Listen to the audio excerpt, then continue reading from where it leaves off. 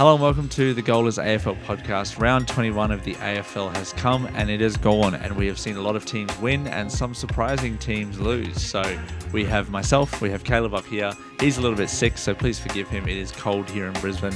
We are unseasonably cold here at the moment. I mean, it is August. I guess it's still winter, but it definitely feels colder than it usually is. So please forgive Caleb's nasally voice and his skull-like complexion. I notoriously don't like the cold either. So. Yeah. No, you definitely don't, and I'm loving the cold, so I'm happy with all of that. But yeah, there was no games in Brisbane this weekend, but the Lions did play. We will get to them a bit later. But how did you kind of see this round? We're getting very close to the end of the season. Finals are coming soon. How did you kind of see this entire round? Well, I would say it's certainly the business end of the season, and teams that are pushing for those securing of top 8 spots really have to make their mark now. Yeah. Because if they don't, then the opportunity is going to slip away. And you look at the Western Bulldogs, they were in that category. They got the job done. Fremantle was also in that category, and they also got the job done. Yeah. So, look, those teams, massive results for them this weekend. And then obviously the first game of the season, the first game of the round was the Bulldogs versus the Giants. And it was just a massive blowout, which no one, I don't think, would have seen coming, because both these teams are very even, in my opinion. But the Giants just did not rock up at all at Marvel Stadium and got absolutely walloped. Yeah. I can't believe that the Giants are so mercurial. When I say that, I mean they're just rubbish one week and then they're so good the next and they can beat anyone. It's like their highs are so high and their lows are so low. So, man, I don't know. If you're a Giants fan, I don't have any faith coming into the finals, because if you're playing a team that's really good, like Western Bulldogs, I don't see them having any sort of form against the good teams. Obviously, they beat the bad teams, but you're not going to be playing bad teams in the finals. Exactly. Yeah. So, and Bulldogs, they beat a team above them, which was a first time in a while. So, good on them. Also true. That was a good kind of start to the week. Yeah, again, kind of shoring up some of the playoff possibilities for the Bulldogs. I think they still, I'll look at the ladder later, but I think they're still sitting out of the 8 with some of the other teams above them still winning. But, they have to keep pace. They have to keep winning. So we'll see where they land. But that was a good kind of start to the round. The next one was the Adelaide versus Hawks game, which I was really looking forward to. This is on Friday night. I was watching this while I was at the... crazy atmosphere. I was watching this while I was at the Broncos game. Hawks always get a bit of a crowd. So do Adelaide, of course, being the top team now. They won and they went to the top. And with Collingwood losing, they stay top for the end of the round. I think I heard a stat the last time that the Crows were the top team at the end of the round 21 was in 2017. So it's been a long, long time, 8 years. And obviously they made the grand final in that year and got smashed by Richmond. That's interesting, because that is actually more recent than I would have thought. Yeah, that was the year they made the grand final. So yeah, okay. I don't remember if they finished top that year in 2017, but they were definitely up there. And they eventually got smashed by Richmond in the grand final. But yeah, they looked really good, man. They Hawks took it to them a bit. But I think that, as you can see, there was a bit of a lead change. Hawks kind of had the ascendancy in the first quarter, brought it back at halftime. Did the Crows had a lead, and then they kind of just kept it, even though the Hawks did actually have the lead halfway through the third. So it was good back and forth. Jack Ginnivan again being a little bit of a pest, and yeah, I don't know. That guy's he's one of those guys where you'd love to have him in your team, but you hate him as a fan of that of the Hawks, and a lot of people are not fans of the Hawks, myself included. So, and I thought they were going to be even worse than they are, and you might see them drop it out of the 8. I don't think they're going to be in 11th where I thought they would be, but I think that they're going to be close to 8th and maybe even miss, depending on, because they play the Lions in the last game at the Gabba. So it's a bit of a tough schedule. They also play Collingwood, I believe. No, they already played Collingwood. So yeah, they lost to them, and then they lost to Adelaide, and now they're going to play Brisbane. So hard schedule, man. How did you kind of see the rest of this game? Massive 3 weeks for them.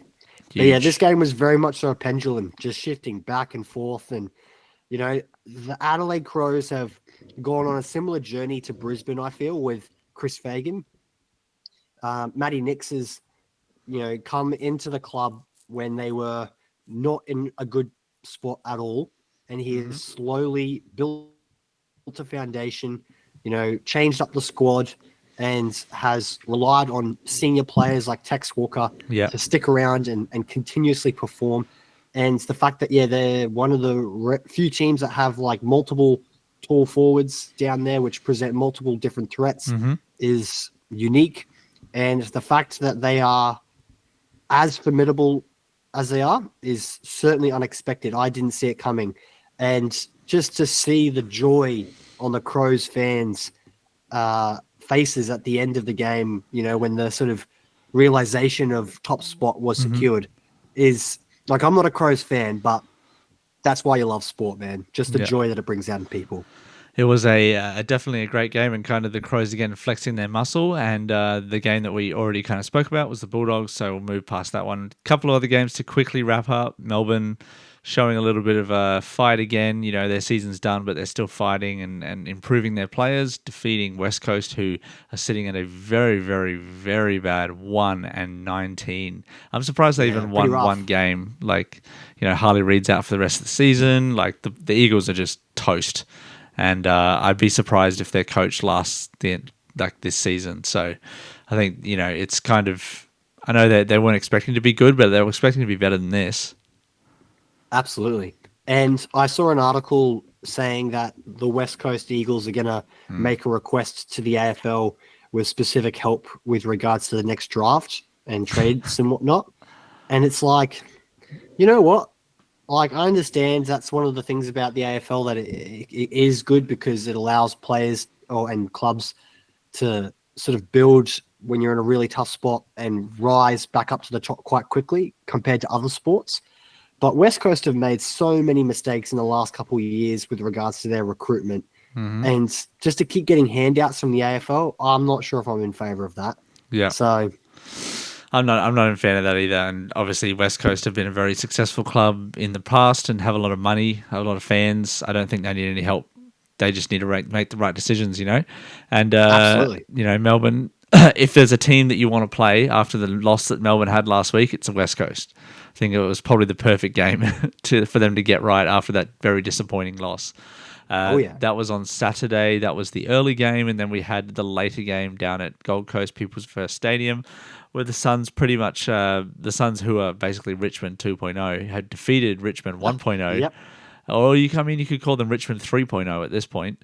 They defeated them. Pretty bad score, 2-23, 2-11. Like, that's pretty bad. And it wasn't raining. It was, fine conditions. Just Richmond kind of bit of a teams go to the Gold Coast and kind of just play their worst in the last few weeks or months, seeing as what the Lions did last week. So it was I think we can write this one off, and I think that this win secures that the Gold Coast are going to play their first finals. So Yeah. good on to them, Bloody and oath. I hope that they get bounced in the first round.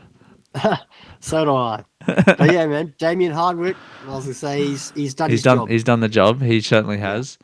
And we'll move on to the mid-afternoon game. We had the Sydney Swans defeating the VFL Essendon Bombers, who debuted yet another player who I think they've broken the record now for the most amount of debuts in a season, but they won 68-54.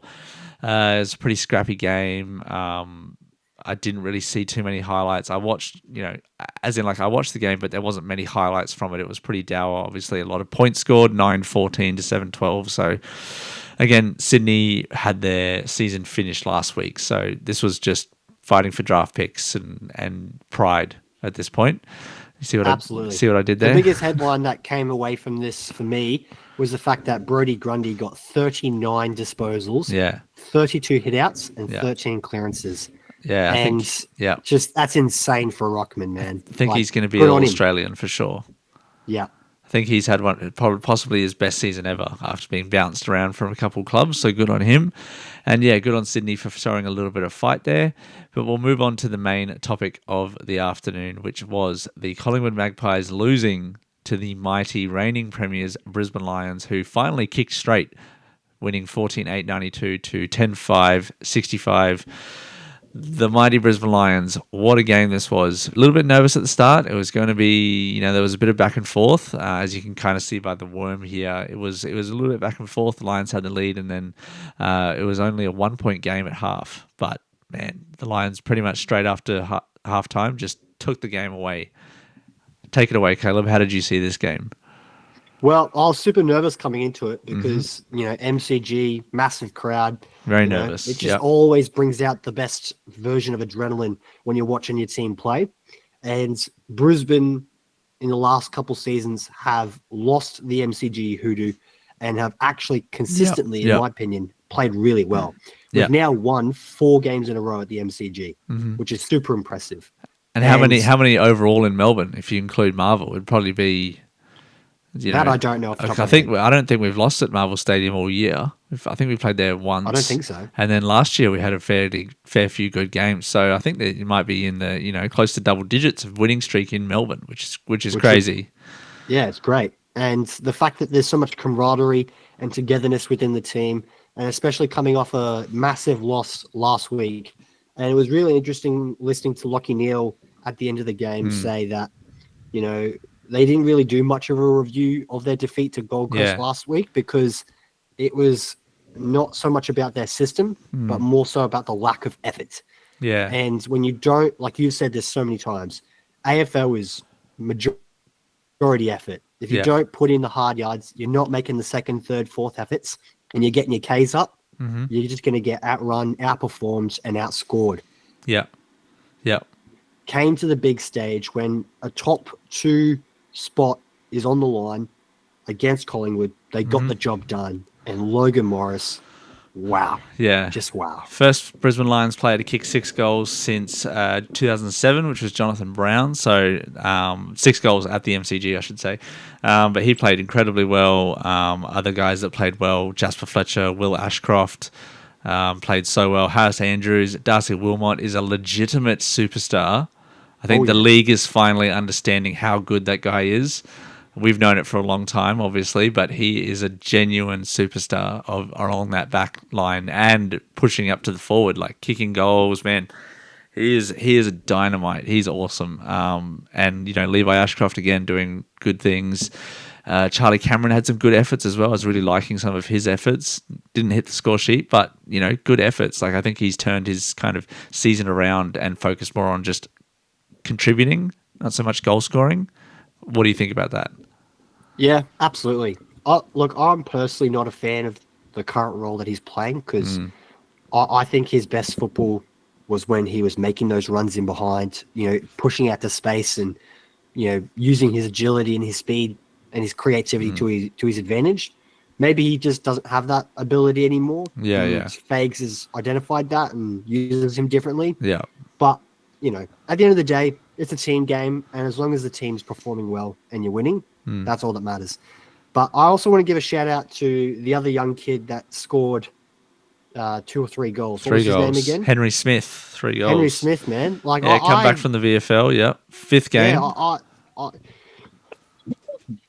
I, I couldn't remember him when he popped up on the Yeah, team sheet, and I was like, "Who is this kid?" And he was a tall and was mighty impressive. And to step up on the big stage like that and score some huge goals was not only massive for him, but massive for our momentum in that game as well. yeah, So I know there's been a lot of talk in the media about, Joe Danaher and not being in the team and who's going to be the replacement.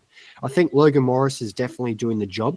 yeah, And this new young kid, he could be another solid backup option as well. yeah, So now we just got to sort out our ruckman situation because, Darcy Fort's getting old yeah, and Oscar McInerney's body's unfortunately letting him down. So yeah. I think come next season, Chris Fagan is going to have to make a really solid effort in the recruitment and make sure we get 2 new For ruckmen sure. that are going to last us for several years to come. Well, yeah, old mate Darcy Fort's been okay, but yeah, not incredible. But also, He's a good team he's player. okay. He's He's not a okay. And yeah, standout. Oscar He's was not a Max out. Gawn. He's not a Brody Grundy, but he just Yeah, does his job. it's just unfortunate And that he's Oscar under the can't. radar, and you love that. He can't get his body right. But yeah, there's rumors.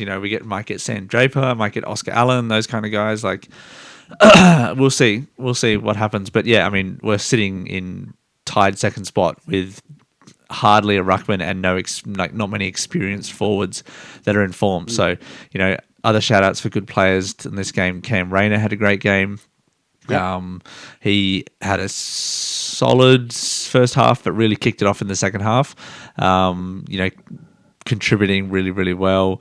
It was pretty much an overall performance that was really, really good, and we held Nick Dacos down to a couple of disposals in the second half. That's what I was going to say too. Yeah, Because that was the big talking point coming into the game is how do you stop Nick Dacos? yeah. And I love that Fagan said, you know what? Our team's actually really good. Yeah, We're just yeah. going to back our own ability and just play our football. Yeah. And yes, he had a great start to the game, but then he just sort of went under the radar and wasn't as impactful because our mids were just winning the second and third efforts, making tackles, really aggressive at the football. And we just dominated the midfield battle. And that was really impressive. But the biggest thing about Brisbane that I love watching is just how precise and aggressive we are, like trying to play through the corridor.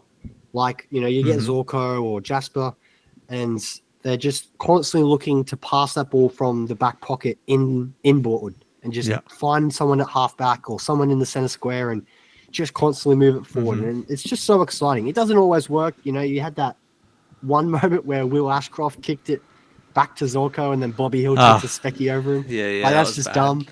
It doesn't always work out. But for the most part, I have to say, Brisbane put in a solid 9 out of 10 performance. Yeah. And the Magpies are no longer top spot.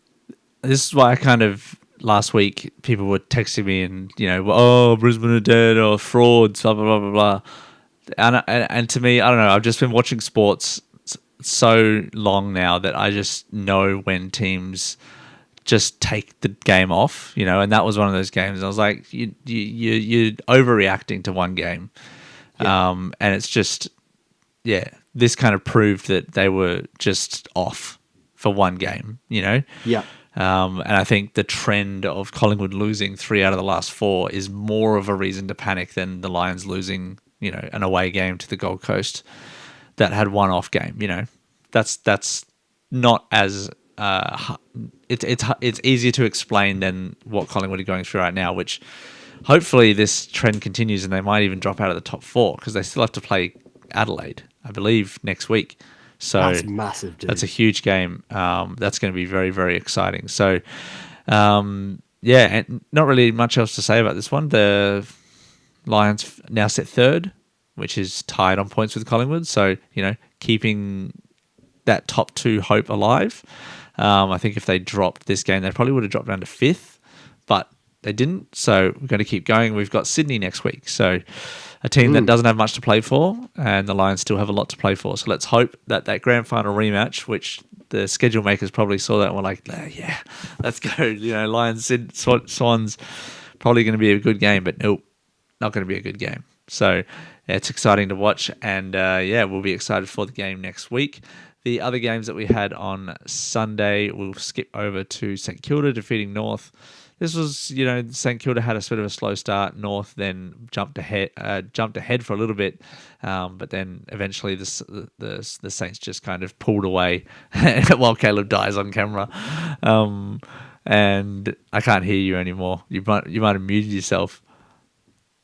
I can't hear you anymore. I was going to say you muted yourself because I don't want to hear you dying. But the Saints kind of pulled away in this one. After their game last week, you would have forgiven them for having a bit of a hangover. But no, they pushed on against North. And I think more people are asking questions about North in this game than they are the the Saints. So, it's, again, another failed season for the Kangaroos. Yeah. This was just such a mid-game.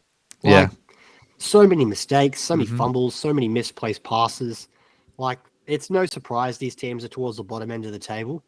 But, this was not the most entertaining of watches. Yeah. The fact that the fourth quarter was relatively close kept me somewhat intrigued. But in terms of high-level footy, this certainly was not it.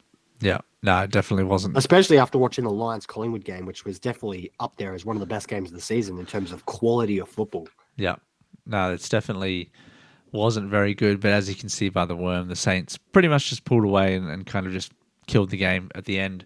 And that kind of wraps that game up because there's really not much else to talk about with that because it was a bit of a boring game. It's a classic kind of St Kilda game. I say classic St Kilda. They had one of the biggest and most fun games of all time last week, but Hmm. back to their normal ways where they just grind out wins. So we had another game down at Geelong, The which mighty was Cats, the eh? Cats winning 153 to 65. Again, another spanking. I feel like Geelong always just win when they're supposed to. You know, they might not win every game, but they win when they're supposed to. Like they just smash teams. And Jeremy Cameron now has 70 goals for the season, which is a lot. That's crazy. Sorry, no, not 70 goals. He has 75 goals. Yeah, because he kicked 6 this game. So, man, it's Yeah, certainly a wild. worthy Coleman medalist.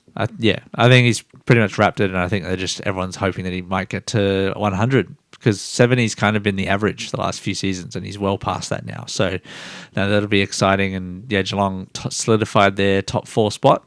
We'll look at the ladder in a moment, but there was one more game, which was the Dockers versus Carlton. Dockers had a somewhat of a slow start. Carlton actually jumped them a little bit, but yeah, the Dockers just kind of showed their class and why they're one of the most formed teams. I think that's 12 out of the last 13 games they've won. Like they just keep winning. So good on the Dockers there. They keep pushing forward. Did you watch any of this one as it was late I Sunday did, night? yeah. Yep. And it was interesting too, because Carlton really did come out of the blocks flying pretty hard. Mm-hmm. And as someone who wants the Bulldogs to make the 8, there was a part of me I was like, you know what, this actually might be good. You know, the Dockers might fall out, doggies might get in, but yeah, just as the game progressed, Carlton just slowly faded away, and Dockers just threw the fishing line out, got a little nibble, and just was constantly reeling them in the whole time, and just never looked in danger. They always looked like the better team despite Carlton's fast start. And they got the job done in front of their home crowd, which was massive for them because losing to Carlton, whose season is over, would have been a massive embarrassment for the Dockers and their fans. And for a team that should be playing finals based off their pedigree, their coach, the stars that they have at the club, and, for just Western Australian football, the Yeah. Eagles aren't doing it, so the Dockers have to step up. And yeah, getting the job done with a scoreline that ultimately doesn't reflect, I think, the evenness of the Mm-hmm. game. They did kick away at the end, but the Dockers got the job done. So fair play to them. Yeah, you got me sneezing, Caleb. It's late night. It's God you're making me sneeze, but damn it. I'm sorry. that's fine. We'll look at the ladder as we wrap up round 21. So we'll have Adelaide sitting there on 60 points, tied with Collingwood, which makes up for. Actually, they're not playing. They're not playing this coming week. They're playing next week, so in round 23. So that's an exciting game to look forward to. Collingwood also have Hawthorn, which is next week. Adelaide are probably going to wrap up, another 4 points by defeating West Coast most likely. And then Yeah, Brisbane, that'll be as we spoke smashing. about, play Sydney, Geelong play Essendon. So, not a huge round of top 8 clashes. Pretty much only one game is happening within the 8. So we should see, in all likelihood, teams continue to just push their finals, positions ahead. So I don't think you'll see many losses. I don't really see, maybe Carlton might pull something out of against Gold Coast. Maybe GWS. I don't know. Like it's hard to see any of these teams really losing to like Essendon, Port, Carlton, North Melbourne, all these teams that have season over. Basically, it's hard to kind of see them losing. But that is as you look down at 6, 7, 8, Gold Coast, Hawthorn, GWS, and then you have the bottom 10. Really not much else to talk about. Bulldogs are pretty close. They're on 48 points, and then just above them, GWS 1 game ahead, 52. But everyone else below is pretty much out of contention. Sydney, Port, all of those teams. So it's looking like a pretty settled ladder, which is kind of a nice sort of change. It makes us kind of get ready for finals a little bit. There's less contention around who's going to make finals and just what's going to happen, what the matchups are going to be, which is interesting. Anything stand out to you from that bottom 10? Not so much from the bottom 10. It's more so the Mm-hmm. top 8 that is more interesting to me because, like you said, a lot of these teams are pretty much a sure thing to make finals. And it'll be interesting to see how the coaches and the players approach the next couple of weeks as they prepare for finals. Do they rest any players? Do they, change something? Because, by week one of finals, you want to know what's your best team. Yeah. Are we ready to rock and roll and all that kind of stuff? Yeah. And when you're coming up against teams that have nothing to play for except pride, Mm-hmm. it'll add some question marks with regards to preparation and mentality and all those sort of things. So it'll be interesting to see what happens. Like I said, I don't think there'll be any crazy plot twists, Mm-hmm. but Thursday night football is where the headline is and where everyone's attention will be, certainly. Yeah. Yeah.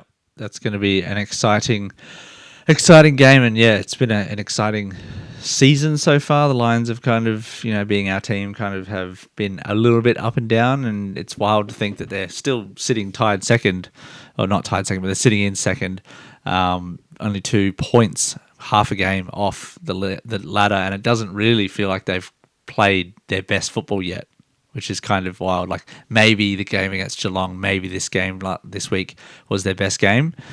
But even those being their best games are not as good as we know that they can play, which is kind Yeah. of crazy to think about. And they're still such a young team. So I guess obviously Yep. we're a bit Brisbane focused, but when you're up the top there and you're playing one of the best brands of football in the league, it's hard not to talk about them. But, Mm-hmm. obviously credit goes to Adelaide playing really well. Great forward line, great midfield. Collingwood struggling, but they'll still be making the top four. Geelong obviously smashing everyone that they come up against, except for the top teams.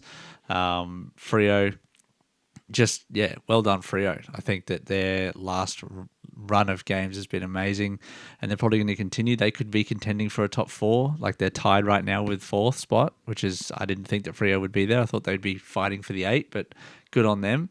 And yeah, the rest of the team, Suns still got a game in hand. Hawks, GWS, fighting for that top 8, 7, 8 spot. So imagine a Gold Coast Hawthorn game down at Gold Coast. Like that sort of is the kind of decisions and the talking points which we're going to talk about over the next few weeks as we wrap up the rest of the AFL season. So Caleb is exhausted. He wants to go to sleep. He needs some rest. He needs some Lemsip, some Panadol, some cough drops. Thank you so much to everybody for watching. It's been an exciting round. Go the Mighty Lions, and we will see you again for round 22. Thank you so much to everybody. Have a Thanks, good day. Harry.